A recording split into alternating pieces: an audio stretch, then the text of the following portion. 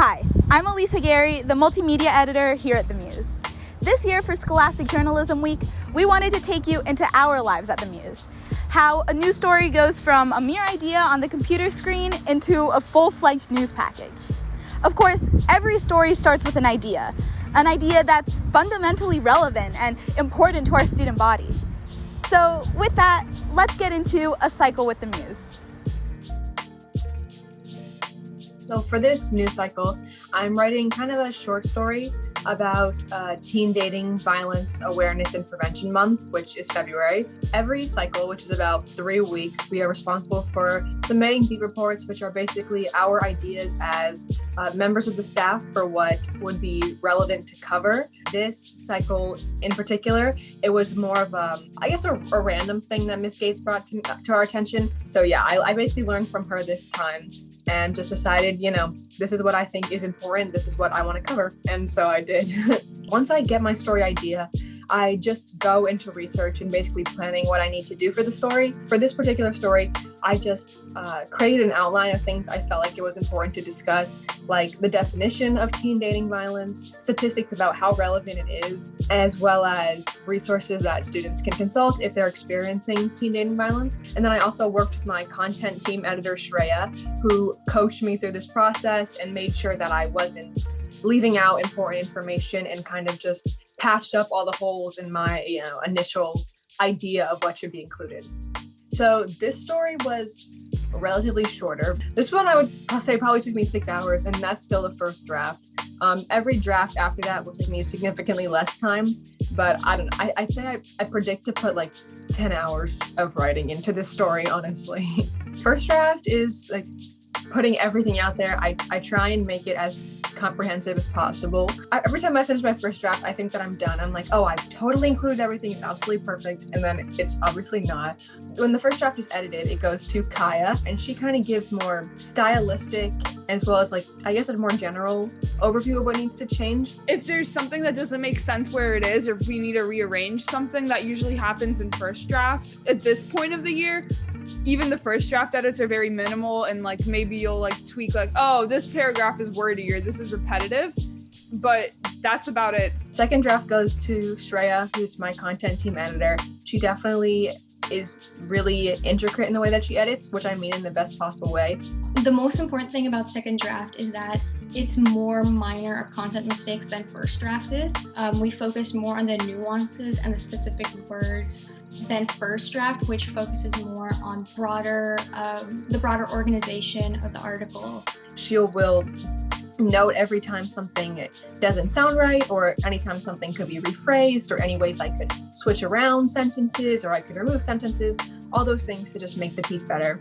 And then third draft goes to Emma, who's one of our EICs, and essentially she just perfects it. So after the story has been basically built and rebuilt, it gets to me and it's a lot neater. I use a lot of my experience editing with AP style and our Muse specific style. The other part of third draft, I think, is making sure that the story that we're telling is compelling, it's truthful, and the flow sort of works. Whenever we can put together a story that flows in a certain timeline, I think that's really helpful. And then fourth draft is copy, which is just punctuation, grammar, misspelling, all those little things that you forget when you're focused on the content of the writing. At the beginning of final draft, the writer will send it to one of my staffers, and they'll kind of go through the first check, and they'll send it to me. I'll kind of just make sure that all the edits that they made are correct, and then after that, I'll go in and make sure that all of the more subtle things are correct, just making sure that all the punctuation, all the sentence structure, and all the things that you specifically have to be looking for in order to make sure that they're correct. I make sure that all of those are.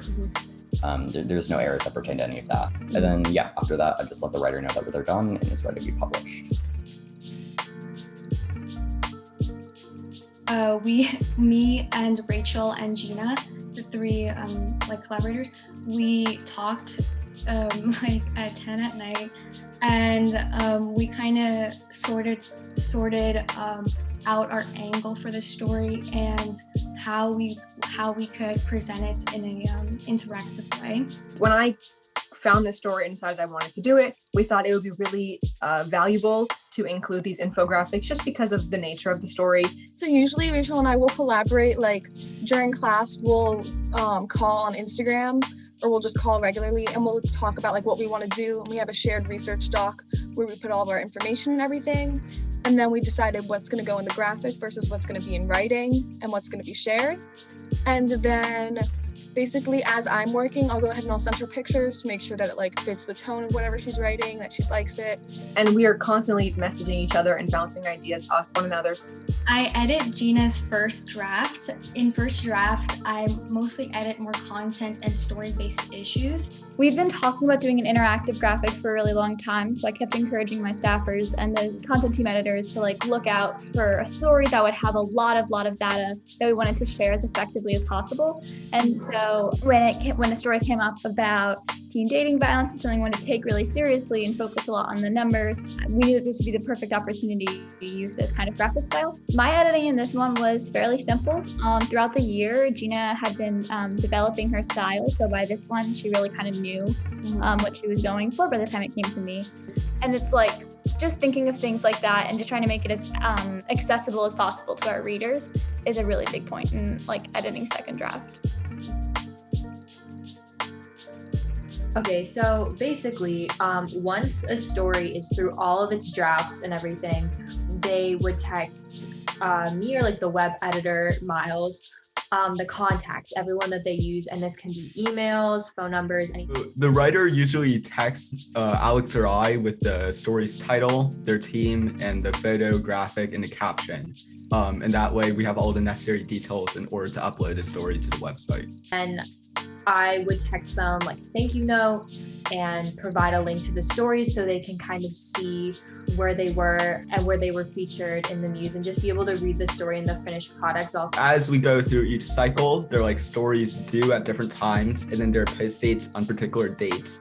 So usually when the project is due, they'll reach out to me or I'll reach out to them. And if there's like an extension, then it'll be handled and it'll be like uploaded in a couple of days.